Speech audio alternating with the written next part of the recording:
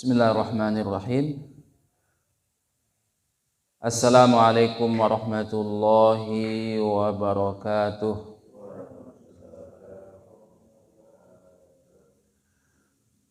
Alhamdulillahi rabbil alamin wal aqibatu lil muttaqin.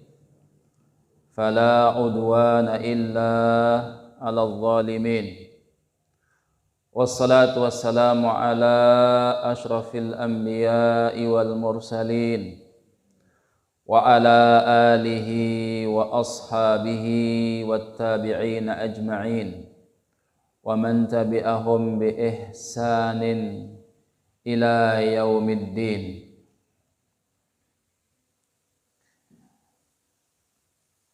Amma ba'du. Yang sama-sama kita hormati Ketua DMW, yang sama-sama kita hormati Ketua DPW, begitu juga yang sama-sama kita hormati ada Ketua Posdai dan jajarannya. Begitu juga yang sama-sama kita hormati Ketua BMH, Ketua DPD se-Indonesia, se-NTB, tanpa kita bisa menyebutkan namanya satu persatu, khawatir nanti kepanjangan ya, karena banyak nih anggota. Alhamdulillah, segala puji bagi Allah Subhanahu wa taala. Pada kesempatan pagi hari ini Allah Subhanahu wa taala memudahkan kita semua untuk kita melanjutkan kajian-kajian i'tikaf kita, di mana dalam hal ini kita akan mengangkat tema tentang politik fikih tadarruj dalam implementasi hukum-hukum Islam. Jadi tadarruj itu bahasa kita adalah pentahapan. Kalau bahasa yang lebih keren sedikit itu gradualisasi. Tapi kita akan menggunakan bahasa yang umum saja, yaitu pentahapan, supaya nanti lebih mudah. Salawat dan salam semoga senantiasa Allah Subhanahu wa taala sampaikan kepada Rasulullah sallallahu alaihi wasallam. Mudah-mudahan kita dimudahkan oleh Allah Subhanahu wa taala mendapatkan syafaat beliau sallallahu alaihi wasallam nanti di yaumil qiyamah. Para asatidz dan ikhwas sekalian yang saya hormati, kenapa tema ini kita angkat? Dan tema ini merupakan tema yang sangat penting.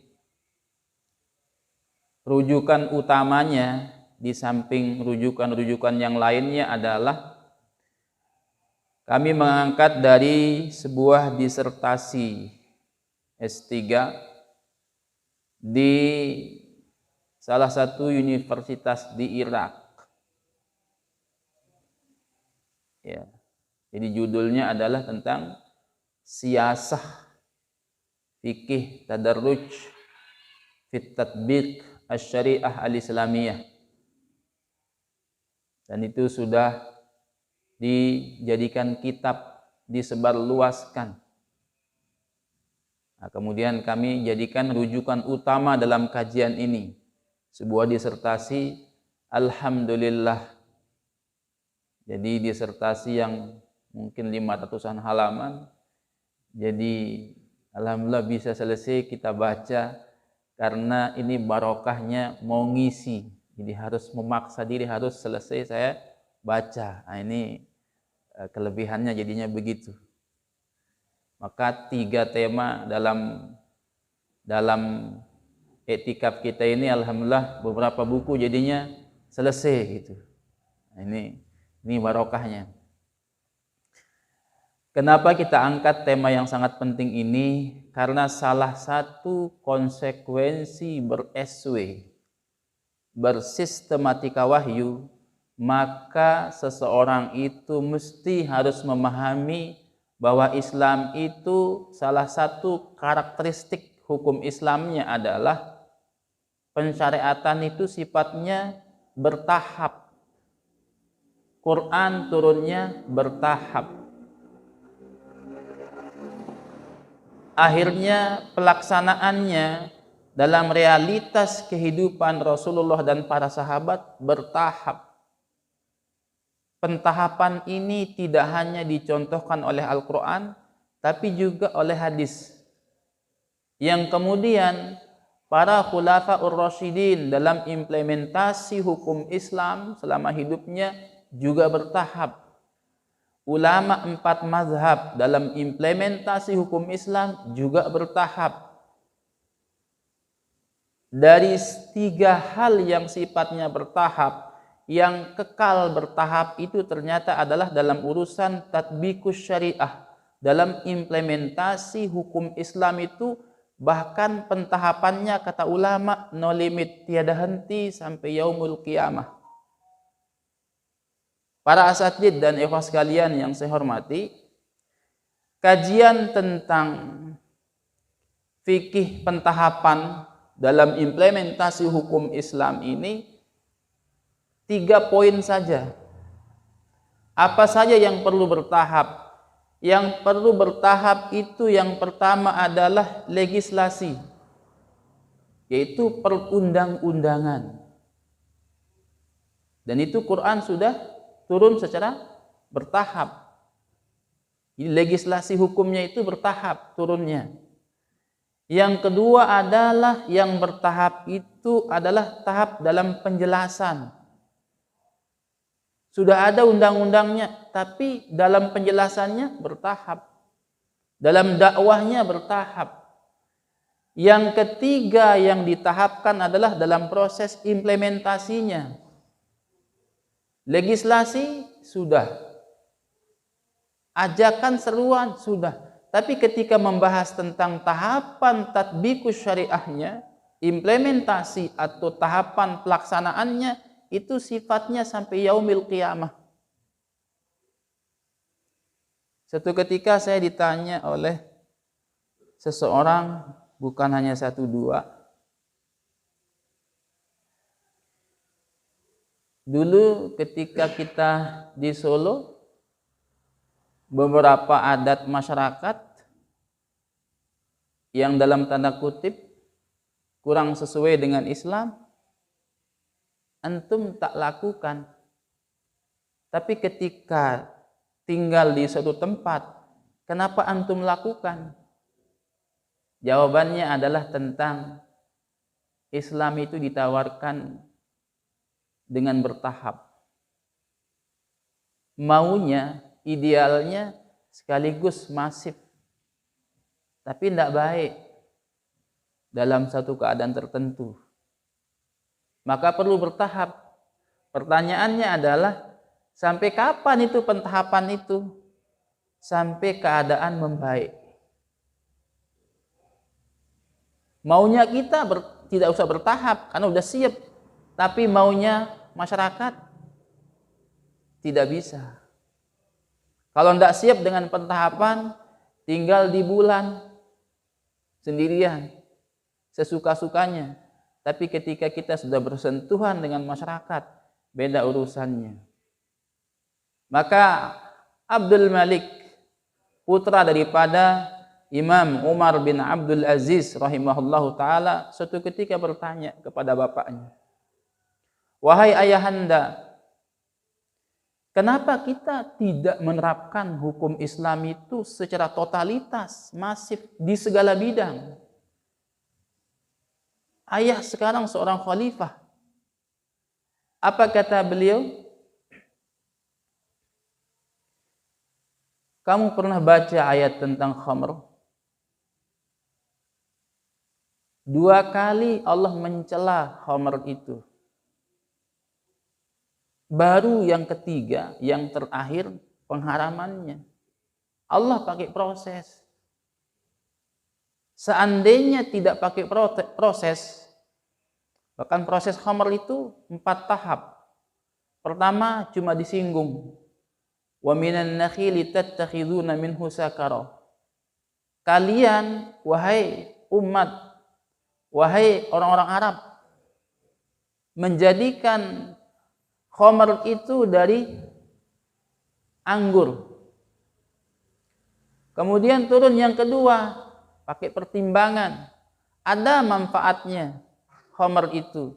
Tapi wa ismuhuma akbaru min naf'ihima. Tapi dosa keduanya lebih besar daripada manfaatnya. Al-Baqarah. Turun lagi yang An-Nisa. La taqrabus salata wa antum sukara.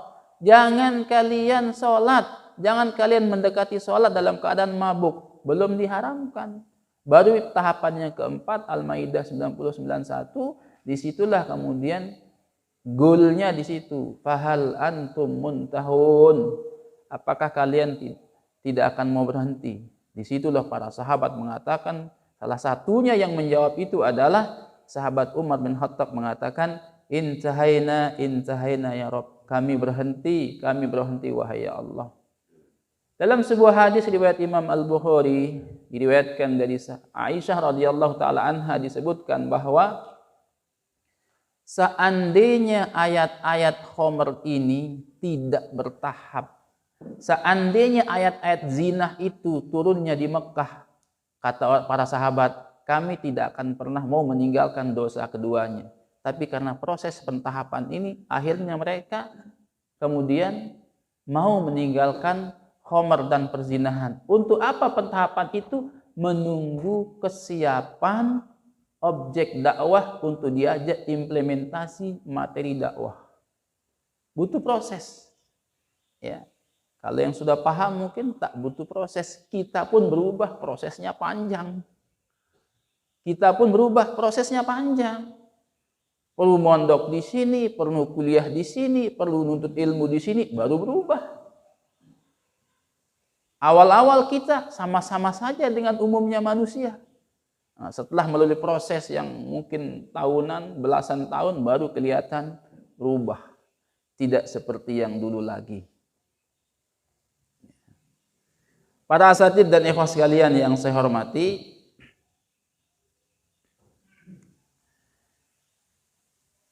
kalau politik itu dari sekian definisi yang ada, terdapat definisi bahwa politik dari sudut pandang syariat adalah mengelola atau mengorganisasi urusan-urusan umat Islam, menjaga kepentingan-kepentingannya baik dalam urusan agama maupun dunia. Ini pula yang ditegaskan oleh Imam Al-Mawardi dalam kitabnya Ahkam Sultaniyah. Memang tugas pemimpin itu ya untuk mensiasati urusan dunia dan akhirat rakyatnya. Jadi tidak salah satunya. Maka tujuan daripada politik Islam juga di sini kami mencatat ada sekitar 5. Yang pertama adalah memperlihatkan pengabdian kepada Allah dan merealisasikan tujuan utama penciptaan manusia, berarti ubudiyah. Yang kedua adalah tujuan politik Islam, kedaulatan prinsip amar ma'ruf nahi mungkar demi terwujudnya kebaikan umat manusia. Jadi terpilihnya pemimpin itu untuk menegakkan amar ma'ruf wa amaru bil ma'ruf wa nahu 'anil munkar. Yang ketiga adalah menyampaikan dakwah Islam kepada seluruh umat manusia. Maka mohon maaf saja ketika Erdogan itu dipertanyakan nasionalismenya oleh sebagian orang di Turki. Jawaban Erdogan adalah Nasionalisme saya adalah sejauh dimanapun suara azan berkumandang, disitulah nasionalisme saya. Maka di mana ada suara azan, di situ saya punya urusan. Itu kata Erdogan, politikus Muslim. Ketika beliau mengetahui bagaimana kondisi Muslim Burma dalam tekanan negara tertentu, kemudian ada tokohnya yang terlibat, beliau mengatakan akan saya kejar dia walaupun dia masuk ke lubang tikus. Nah, ini berwibawa kan? Politikus yang paham Islam, paham tugasnya. Yang keempat adalah mencegah dan menghindari terjadinya petaka dan kerusakan di muka bumi meskipun dengan kekerasan. Kadang-kadang mencegah kemungkaran perlu pakai kekerasan. Dalam tahapan amar ma'ruf nahi munkar saja, dalam sebuah hadis riwayat Imam Muslim disebutkan bahwa man ra'a minkum munkaran falyughayyirhu biyadihi. Jadi barang siapa di antara kalian yang melihat kemungkaran, maka hendaknya dia rubah dengan tangannya. Makna tangan di kalangan para ulama cuma dua. Satu, tangan betulan. Yang kedua, kekuasaan. Sebagaimana pendapat Imam Al-Ghazali. Tapi dua-duanya bisa dipakai. Kapan bisa dipakai dua-duanya? Tergantung realitanya. Anak SD, anak SMP kelahi, bawa pentungan masing-masing. Masa saya mencegah kemungkaran anak berkelahi harus saya jadi kepala desa dulu? Masa saya nunggu diri saya menjadi Pak Bupati? Tidak perlu, langsung aja dilerai dengan tangan yang kita punya, berarti pakai tangan. Tapi kadang-kadang memang pakai kekuasaan, tergantung realitasnya. Sahabat Utsman radhiyallahu taala anhu pernah mengatakan bahwa kekuasaan itu mengambil tugas apa yang tidak bisa diselesaikan oleh Quran, kekuasaan bisa melakukannya, kata beliau. Ini penting dua-duanya. Kalau tidak bisa dengan tangan, maka fabilisanih, dengan lisan, tahapan berikutnya. Kalau tidak mampu dengan lisan, fabiqalbih, dengan hatinya. Wa dzalika adhaful iman. Jadi ada tahapannya juga. Kalau yang mampu pakai tangan, silahkan. Yang tidak mampu, ya pahami diri sendiri, pakai lisan aja. Oh, nggak mampu juga pakai lisan, nanti digebukin. Ya udah, pakai hati aja, doakan. Tapi tidak boleh tidak ada reaksi. Kalau ada kemaksiatan, tangan nggak punya reaksi, lisan nggak bereaksi, hati nggak reaksi, emang udah mati hatinya. Wadhalika adhaful iman. Bahkan dalam hadis lain dikatakan walaisa ba'da dzalika min iman. Tidak ada setelah itu keimanan. Kalau nggak ada reaksi hati dalam kemungkaran, memang nggak ada iman. Baru kemudian yang kelima, tujuan politik Islam itu menyampaikan risalah Islam kepada seluruh umat manusia. Nah, para asatidz yang saya hormati, adapun definisi tentang pentahapan ini adalah turunnya hukum-hukum Islam kepada umat Islam secara bertahap sepanjang masa pengutusan Rasulullah hingga berakhir dengan kesempurnaan hukum Islam dan kesempurnaan Islam itu sendiri. Al-yauma akmaltu lakum dinakum wa atmamtu alaikum ni'mati wa raditu lakumul Islam madina. Nah,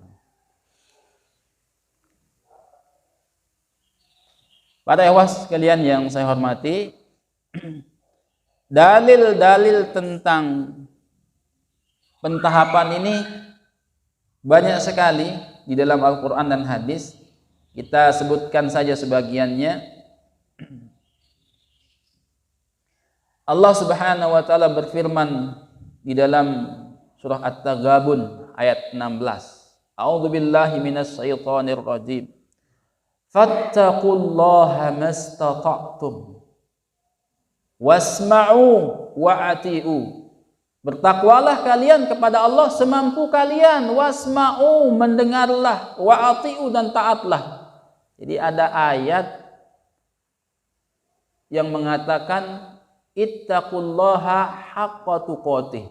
Bertakwalah kepada Allah sebenar-benarnya takwa, idealnya. Tetapi ada yang realistisnya, butuh pentahapan. Fattaqullah mastata'tum. Saya pernah nulis judulnya Islam istita'ah. Islam sesuai dengan kemampuan. Dan paling banyak orang berislam itu ya sesuai kemampuan. Untuk ideal bisa, tetapi ya tidak sebanyak istita'ah ini. Salat itu dasarnya berdiri. Tapi bukan tidak ada yang tidak mampu berdiri, ada yang tidak mampu. Maka kalau tidak mampu, istita'ah sajalah semampunya. Dalam ayatnya yang lain Allah Subhanahu wa taala menegaskan la yukallifullahu nafsan illa wus'aha. Allah Subhanahu wa taala tidak membebani seseorang kecuali sebatas kemampuannya. Ustaz, saya dapat zakat, tapi saya juga mengeluarkan zakat. Sudah ngasih zakat, saya juga dapat. Ini gimana? Ya pandai-pandai mengukur diri. Itu aja sebetulnya. Pandai-pandai kita mengukur diri. Kita ini yang layak menjadi muzaki apa mustahik? Saya dikasih sama MZ. Ini saya dikasih ini, saya fakir, miskin, atau berutang. Kalau kita cek dari 8 asnaf, kayaknya kita banyak yang kejebak di situ ya. Oh, kalau nggak ketemu, saya nggak fakir, saya nggak miskin dari definisi yang ada. Saya juga nggak gorim, malah saya ngutangin orang, misalnya. Tapi kan fisabilillah, apa buktinya? Setiap hari saya sholat, berarti fisabilillah juga dapatnya. Jadi sebetulnya dari 8 asnaf itu banyak yang kena. Ya, daripada fisabilillah itu dipakai untuk yang kurang manfaat, ya pakai kepada yang manfaat-manfaat saja. Ya, daripada enggak.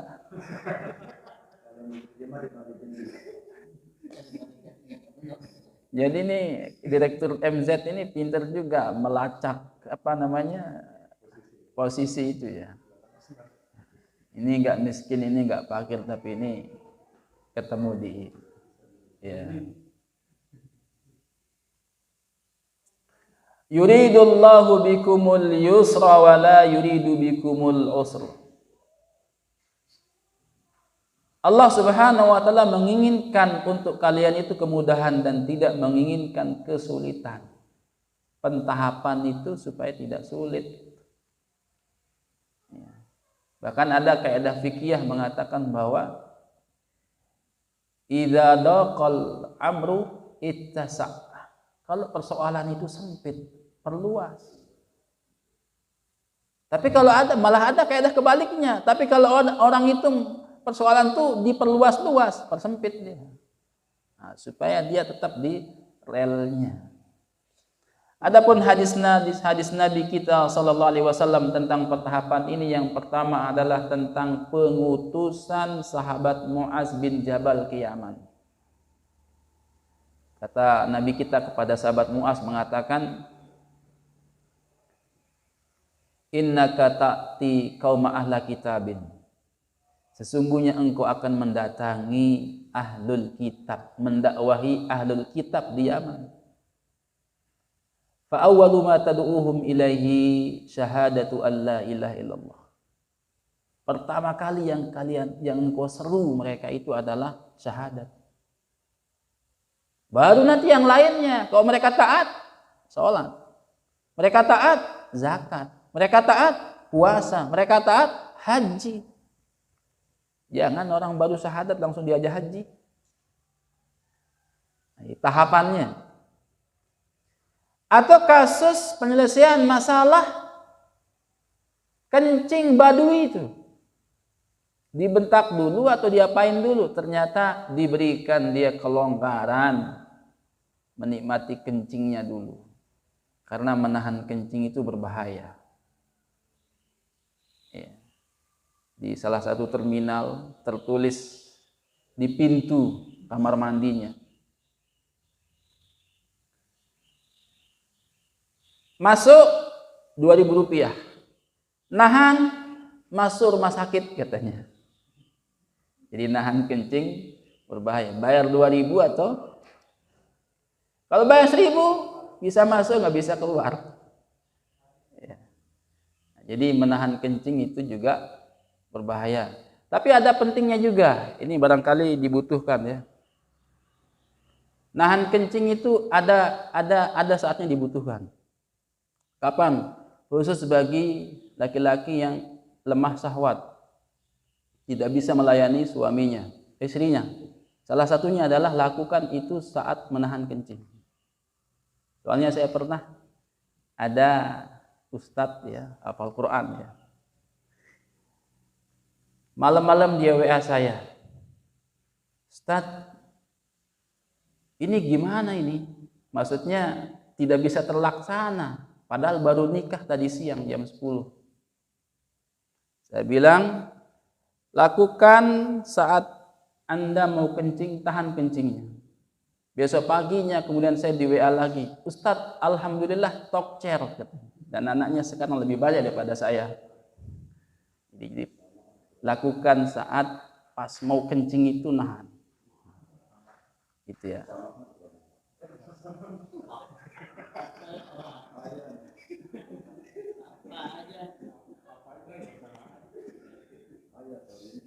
Ya, ini saya ingin membantu Ustaz Muhammad yang barangkali mengalami hal yang sama. Lakukan saat mau kencing.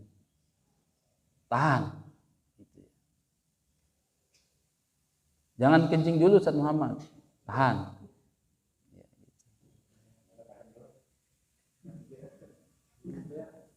Kemudian, jadi yang dilakukan oleh Nabi kita adalah membiarkan kencing itu selesai dulu, baru pengarahannya. Jadi selesaikan kencing dengan baik, baru pengarahan. Dalam pengadilan itu kan yang termasuk yang tidak boleh memutuskan adalah hakim yang dalam kondisi nahan kencing. Tidak boleh memutuskan masalah, karena pasti terganggu otaknya. Apalagi nahan BAB, nahan marah, itu nahan lapar, nggak boleh. Makanya hakim itu harus dalam posisi terbebas dari 4 hal tadi. Sama kalau kita musyawarah, kalau mau mendapatkan hasil yang baik, 1, pastikan seluruh anggota musyawarah tidak menahan kencing, tidak menahan BAB. Yang ketiga, tidak menahan lapar dan tidak sedang marah. Kalau sedang marah, tidak usah memutuskan, nanti tidak baik keputusannya. Maka kalau saya itu di Hidayatullah Solo itu, kalau mau rapat, saya tanya teman-teman yayasan, ada snacknya enggak? Oh ya Ustaz, insya Allah ada. Ya begitu, biar kita tenang musyawarah. Itu salah satu cara menyelesaikan. Bahkan kalau ini ada makannya Ustaz. Kalau pas jam-jamnya makan, makan dulu. Nanti musyawarah selesai makan. Kalau pas jam makan, musyawarah dulu, makannya diakhirkan. Nah, ketenangan itu butuh ketika membutuhkan pemikiran-pemikiran yang dibutuhkan lah.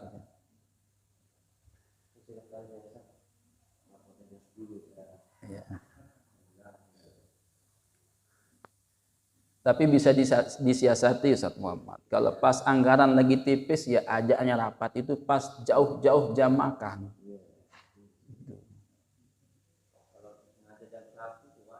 Ya kalau ngajaknya pas jam makan berarti memang siap, sudah ada semua begitu. Walaupun kadang-kadang tebakan meleset. Ayat-ayat awal yang turun adalah tentang surga dan neraka, bukan tentang halal dan haram. Kalau yang turun pertama kali adalah tentang haramnya khamr, zina, mereka pasti menolak. Ini kata Rasulullah kepada Aisyah radhiyallahu taala anha. Bahkan Masya Allah, menariknya itu Imam Umar bin Abdul Aziz sebetulnya bukan orang yang akan menjadi khalifah, karena bukan keluarga khalifah. 4 khalifah pertama ditambah 1, yaitu Hasan. itu masih dalam konsep bukan kekeluargaan, bukan kerajaan. Tapi semenjak sahabat Muawiyah sampai dengan zaman sekarang, sistem pemerintahan itu banyak memakai sistem kerajaan. Kalau bapaknya jadi khalifah, anaknya jadi khalifah walaupun tidak layak. Dalam kasus Imam Umar bin Abdul Aziz ini, sekitar 60 tahun kekhalifahan Islam itu rusak kondisinya. Kemudian seorang ulama ditanya oleh khalifah yang sedang berkuasa, "Wahai Syekh," kata seorang khalifah, "siapa dalam pandangan Anda yang paling layak menggantikan saya sebagai khalifah?" Ternyata kata ulama ini mengatakan, "Saya tidak melihat orang yang paling layak menjadi khalifah kecuali Umar bin Abdul Aziz." Kata khalifahnya mengatakan, "Beliau kan bukan keturunan saya, bukan keluarga khalifah." Nah, kalau pertanyaannya siapa yang lebih layak, beliau yang paling layak. Terus bagaimana untuk menyelesaikan kondisi ini? Tunjuk beliau sebagai khalifah. Bikin kesepakatan. Misalnya 2 tahun habis itu kekuasaan kembali kepada keluarga Anda. Akhirnya ditunjuk sebagai khalifah. Khalifah Umar bin Abdul Aziz. Dan jadi khalifah 2 tahun, fokusnya adalah penegakan keadilan. Kata beliau mengatakan, "Sebetulnya saya ingin sekali berkuasa 50 tahun untuk urusan keadilan ini saja. Karena tidak cukup kalau cuma 2 tahun.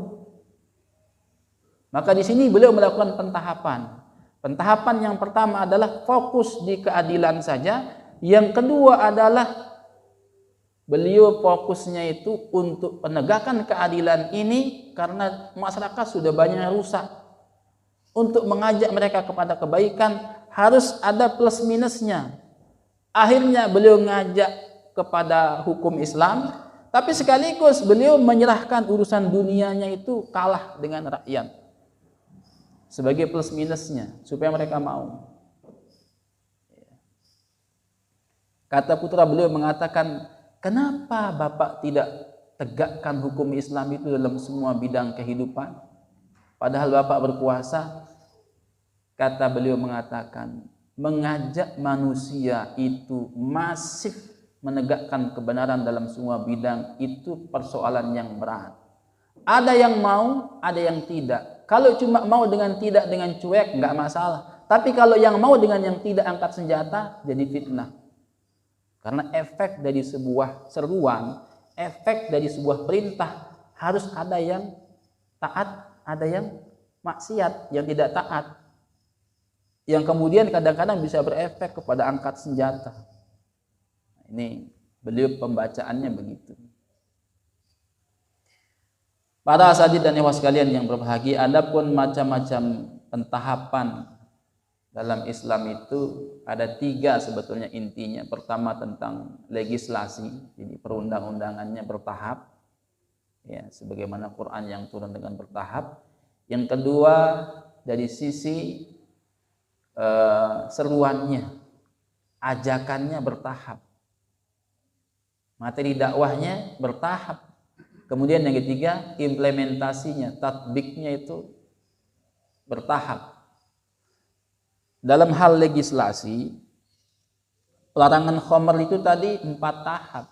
Enggak langsung haram, enggak langsung Al-Maidah 90-91, tapi melalui proses An-Nahl dulu, Al-Baqarah, An-Nisa, baru kemudian tahapan sholat. Sholat itu ternyata bertahap juga. 3 tahap dia sholat itu. Yang pertama, sholat itu wajib 2 rakaat pagi dan sore. Ada ayatnya masing-masing. Tahapan yang ketiga adalah 3 kali sehari, subuh, asar, dan qiyamul lail. Baru tahapan yang ketiga adalah baru 5 waktu itu muncul di tahapan yang ketiga. Puasa bertahap 2 kali. Pertama, puasa itu wajib, tetapi wajibnya sifatnya wajib mukhayyar, wajib tapi memilih.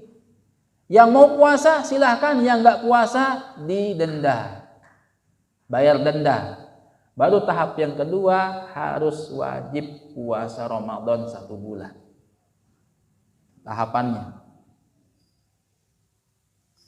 Adapun yang kedua, tahapan dalam penyampaian dan penjelasan. Ini kita lihat dari sekian banyak para nabi dan rasul, itu ada pentahapannya. Rasul-rasul sebelum Nabi kita sallallahu alaihi wasallam, tahapan awalnya mereka hanya diperintahkan menyampaikan Islam khusus kepada kaumnya. Makanya dalam sebuah hadis Nabi kita mengatakan, kalau rasul-rasul terdahulu itu dibangkitkan khusus untuk kaumnya, sedangkan saya tidak, kata beliau. Yang kedua, walaupun Nabi kita sallallahu alaihi wasallam diutus untuk seluruh umat di dunia ini, tapi dalam proses dakwahnya bertahap. Pertama dakwahnya sirriyah, yang kedua jahriyah. Pertama dengan sir, pelan, tersembunyi. Yang kedua dengan cara terang-terangan. Jahriyahnya pun bertahap dengan cara mencari kerabat terdekat dulu. Karena nanti akan dibully kalau ngajak orang lain yang dekat nggak diajak. Ya. Istrinya diajak, nggak diajak misalnya, anaknya nggak diajak, orang diajak, otomatis seorang dai akan dicela oleh orang lain. Makanya dakwah fardiyah itu siapa objek utamanya setelah pribadi seorang dai adalah orang yang terdekat dari pribadi seorang dai. Itulah dakwah fardiyah itu yang pertama, ya istrinya, ya anaknya. Itu dakwah fardiyah harus intens di situ. Makan-makan yang dibahas adalah Islam. Makan-makan minum yang dibahas tentang perjuangan Islam, begitu. Duduk-duduk yang dibicarakan tentang Islam. Dengan istrinya, dengan anak-anaknya. Ya. Kemudian termasuk yang kedua, tahapan dalam masalah penyampaian ini, tahapan dalam mempersiapkan juru dakwah. Kita di Hidayatullah ini kan dengan SW itu kan pentahapan. Kader itu di tahap, dalam kaderisasinya bertahap. Calon juru dakwah harus dial-alakkan, harus dial-kolamkan, harus dial-muzamilkan, harus dial-mudathirkan, baru dial-fatihahkan. Harus diyatimkan, kan begitu ya, harus diajak berbisnis, harus diajak gembala kambing, kayak begitulah modelnya. Walaupun tidak harus gembala kambing, tapi pendidikannya begitu. Harus dikhadijahkan, terlalu lama nanti diutus di sebuah tempat dalam kondisi membujang, itu berbahaya juga nanti, malah pacaran dainya. Ada tahapan.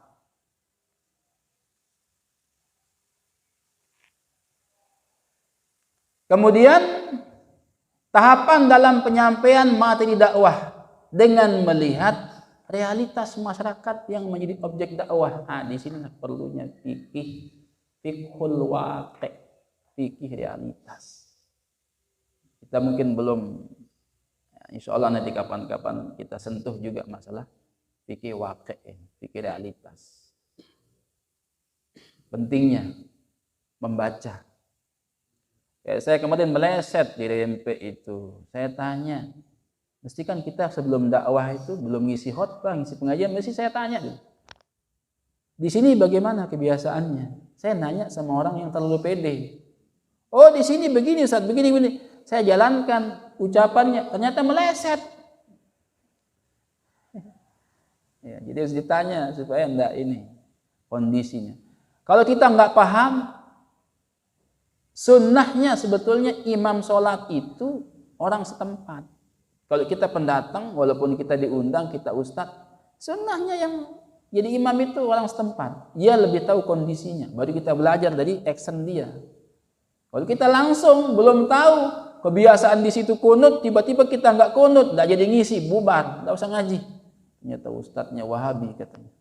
Nggak jadi ngisi pengajian jauh-jauh kan. Ini penting. Jadi materi dakwahnya adalah dari yang pokok ke cabang. Bisa dari yang mudah ke yang sulit. Dari yang ringan ke yang berat.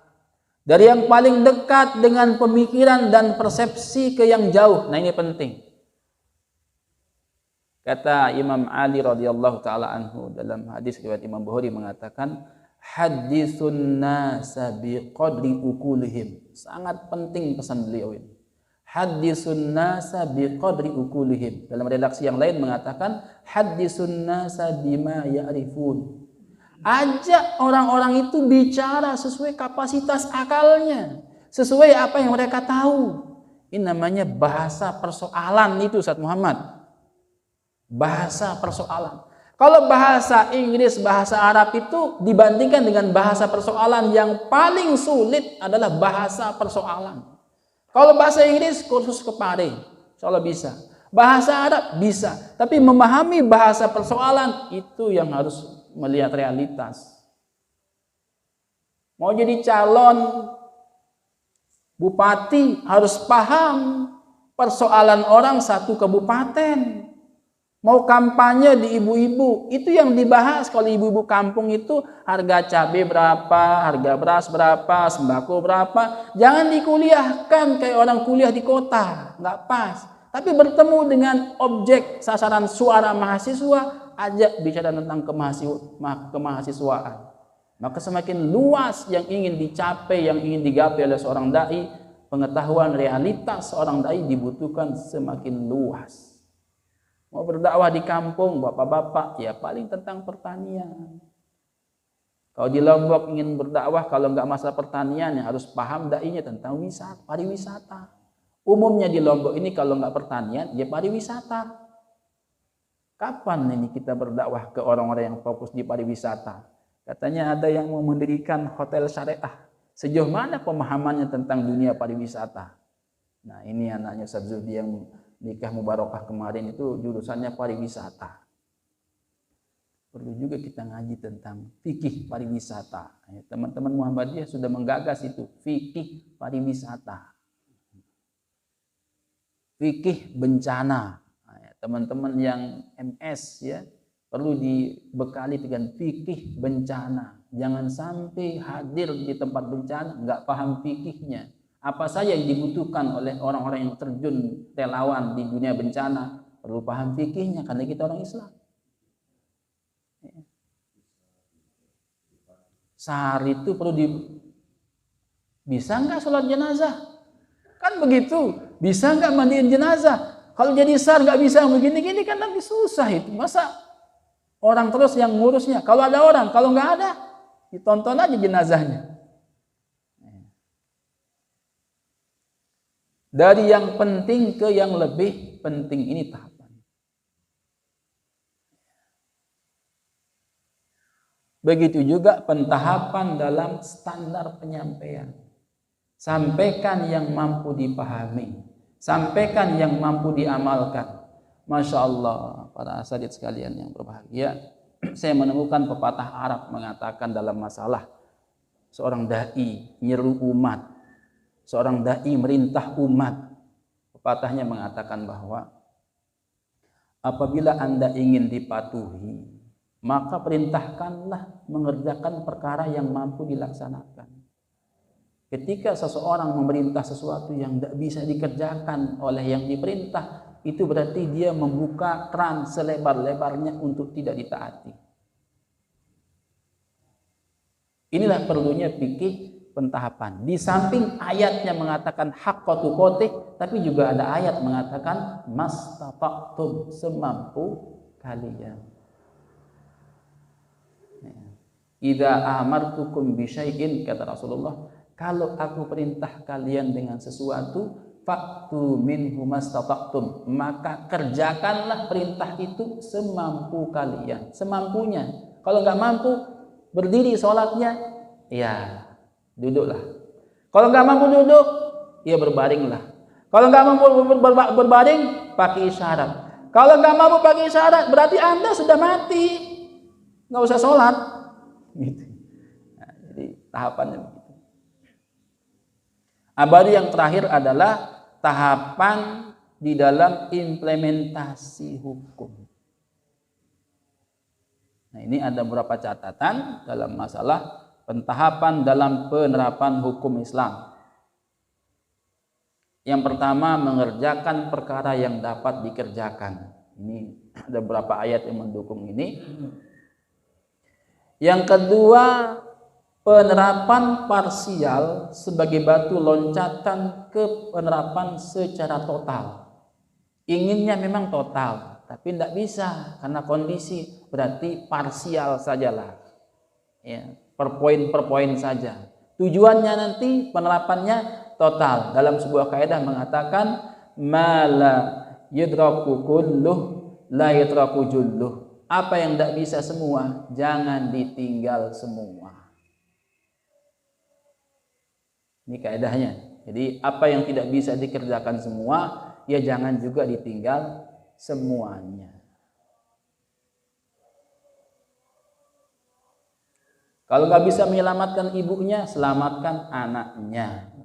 Ustaz Muhammad. Ya, nggak bisa menyelamatkan ibunya, kan kalau ibunya diselamatkan otomatis anaknya terselamatkan. Tapi kalau ini nggak bisa, berat ini, anaknya selamatkan. Ya, anaknya diselamatkan. Jangan ditinggalkan. Tapi anaknya banyak, ya jangan semua, sesuai kemampuan saja.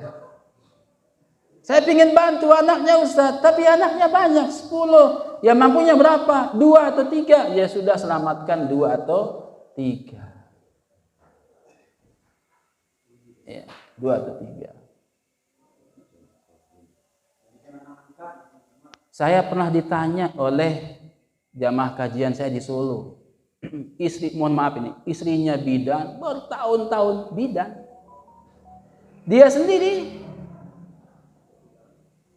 4 tahun menikah belum punya anak. Dia kemudian nanya ke saya, Ustaz, mohon doanya antum supaya saya punya momongan.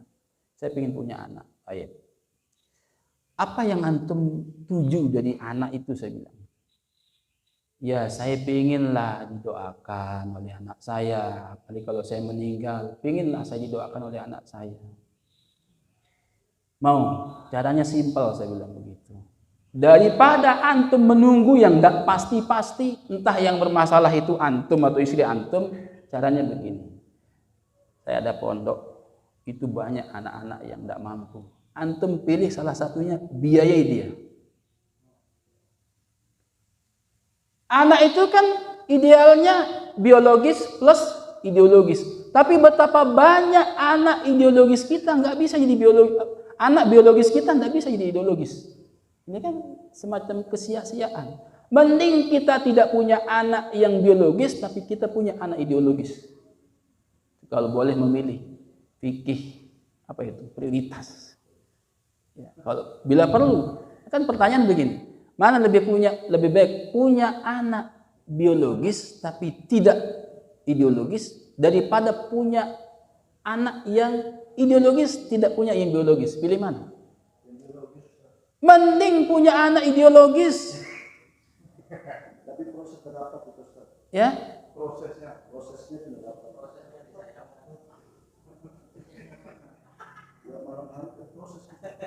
Ya tetap bisa berproses yang lain. Ya. Tetap proses. Ustaz Muhammad nih suka menajam-najamkan. Saya pernah neliti dulu ketika di Gontor. Jadi Ustaz Muhammad, seks itu ada 2. Ada namanya rekreasi seks. Pingin itu aja, nggak pingin punya anak. Ya, pingin enak, nggak pingin punya anak. Pingin punya anak, nggak mau, nggak enak. Apa gitu? Yang kedua ada namanya prokreasi seks. Artinya apa? Dia berhubungan, tapi juga pingin punya anak. Namanya prokreasi seks. Begitu. prokreasi. Kalau cuma tidak ingin punya anak, namanya rekreasi saja. Rekreasi. Ustaz Muhammad, kalau nggak nambah anak, ya cuma rekreasi aja.